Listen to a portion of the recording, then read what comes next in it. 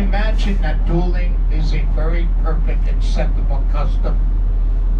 So, when he lands in the colony in 1733, guess what? Dueling also becomes a very perfect, acceptable custom.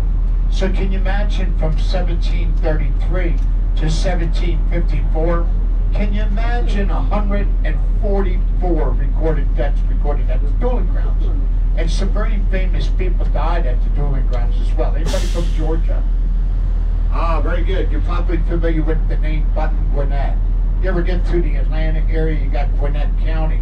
Hey folks, Button Gwinnett was a Georgian, one of three, responsible for the signing of the Declaration of Independence, and he was killed in a duel as well by another guy. They actually named the county after him later by the name of McIntosh County, which was named after a guy by the name of Lackland McIntosh. Take a look up to your right. You see that nice patch of green grass right there? There you go, guys. That was the dueling grounds. Losers? Well, they didn't have to go very far. You see where they went, right next door to Colonial Cemetery, which is the oldest cemetery in Savannah, but it's not nearly the prettiest. You know, the prettiest cemetery is what's called Bonaventure Cemetery. But let me tell you a good story that happens here. Shortly after General Sherman's march to the sea, we said that he took over the Green Belgium House as his headquarters, and with them he brought how many soldiers? You guys got it. 60,000. Guess what? They needed a home. So they took over Colonial Cemetery. The soldiers were young, you know. They had a lot of free time on their hands. And what they did for fun and what they did for free time is they go around to the headstones and the tombstones and they changed all the information on them. So I always like to remind the guests, if you were to come back to Colonial Cemetery, don't be surprised if you notice some folks lived to be over the age of 400, or you know, they died by the time they were even born. Now it's the 1880s. Savannah decides that it's time to start cleaning up the cemetery. Well, you got to imagine, you got headstones and tombstones that are laying all over the place. Nobody knows who the rightful owners were, because remember, all of the names have been changed on them. So they said, well, why don't you just mount them on the back wall? Take a look up to your 2 o'clock. Hey folks, Colonial Cemetery is open from 9 until 5 every day. And to be honest with you, it's really pretty cool to walk around. Check out the back wall. See all the headstones and the tombstones? And that's what they did. They didn't know what to do with them, so they said mount them on the back wall. Come back and read some of them. You'd be amazed. All right, let's work our way down. One of my nice place for lunch. But I'll tell you what, folks, even better for dinner. And it sits in one of the oldest buildings in Savannah. Can you imagine being built in 1754? Yeah, and get this, still going strong. Anybody familiar with what's called the Pirate's House? All right, good, I'll show that to you. A lot of Shanghai going on here. This is where pirates would lure sailors in off the ships, and they promised them the whiskey, the brandy, the sweet water, and they got them drunk and they knocked them out. They said that the sailors were never seen nor heard of again.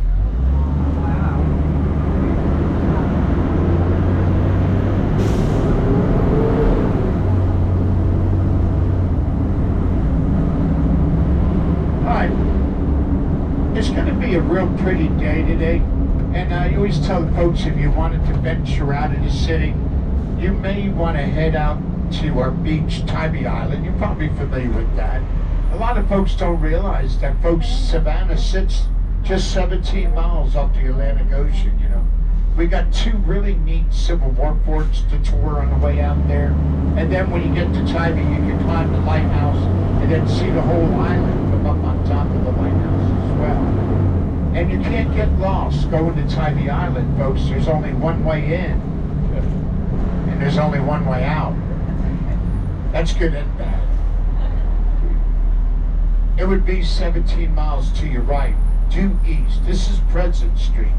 Merges into what's called Highway 80, which originally begins in San Diego, California.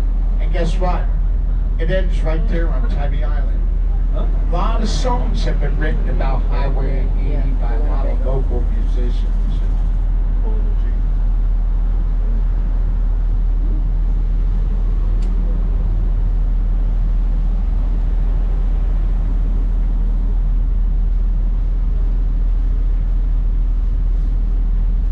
Yeah, a lot of songs.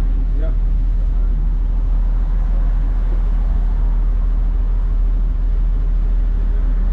There's another gentleman that used to live right next door to the Pirates House. I'll tell you a good story about him. I think you'll enjoy.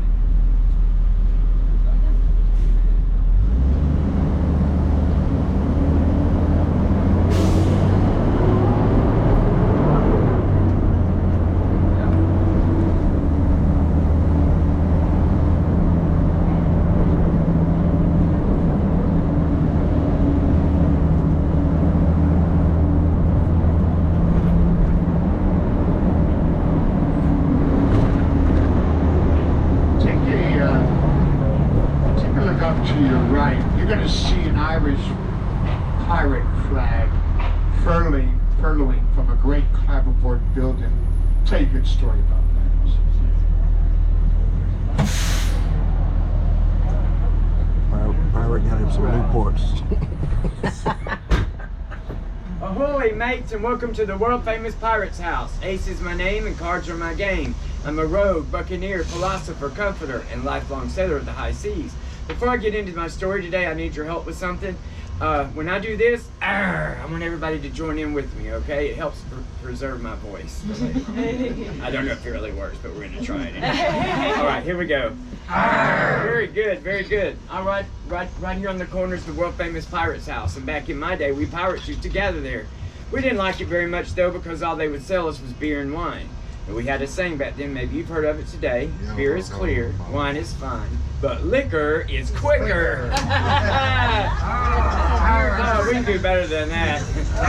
There you go. So there was all this rum down in the Caribbean.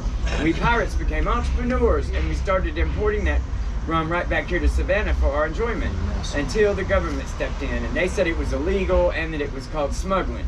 We didn't like the word smuggling, we liked the word imported, because imported sounds better than smuggling. Don't you agree? Yeah. So, since we could no longer run our operation on the dock secretively, safely, and securely anymore, we got smart.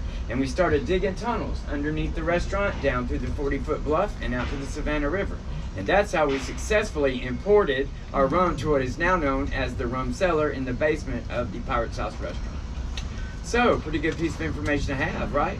Yeah. Remember, you might be on Jeopardy one day. And you know what? A few weeks ago, we did have someone that had been on Jeopardy on one of our very trolleys. So see, you never do know.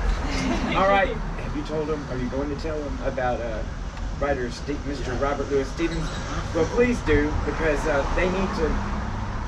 they need to know that, and they look awfully bookish to me. Very bookish and very studious. All right, mates, I gotta go. I've got a brand new batch of Cuban rum in that I gotta go deal with, if you know what I mean. More of those. I'll enjoy the rest of your tour. All right. Hey, folks, on your maps would be stop number 7. Take a look off to your right. See the Irish flag that's furling from the great clapperboard building? You know, used to live there was Robert Louis Stevenson. And you see, that's what inspired him to do the book Treasure Island, just by looking out of his window each day at the Pirates House. Hey folks, while you're in the city, if you're going to be around for lunch, dinner, keep the Pirates House in the back of your mind. It's an experience, you know what I mean? Great place for lunch, but it's even better, I think, you know, for dinner. It's always neat to go there for dinner. I should give you a fair warning. One thing about the Pirates House, it is very, very haunted. Very haunted. But it's got parking. Yeah, it's got parking. We have, because that's where we stay. All right, we're going to jump back into our squares here in a minute. Let me tell you, folks, you ever notice everywhere you should travel, no matter where you go, everybody's had them. And it would have had to been fires. And you know, Savannah's had hers as well.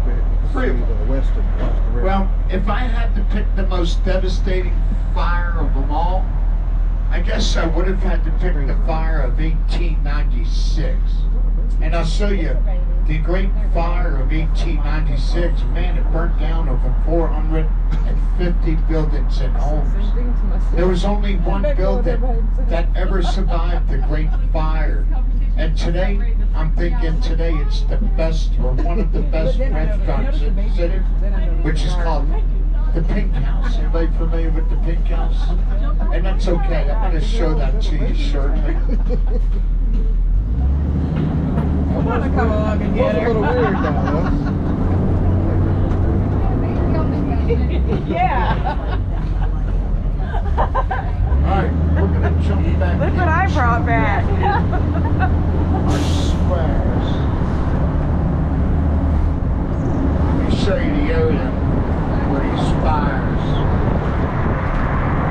started. Yeah, because there's a convention center. You're right. That's where we stayed. Up there. Or maybe on the other side. No. We stayed there. Yep. Okay. You always remember where you stay for free. Right. When I turn to my right, this whole area that we're in right now, folks, this is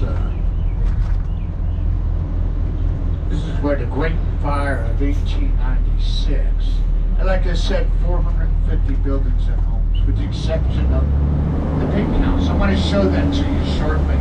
Now we're going to work our way over to another really pretty home that you can tour. And it's called the Isaiah Davenport. And folks, Isaiah Davenport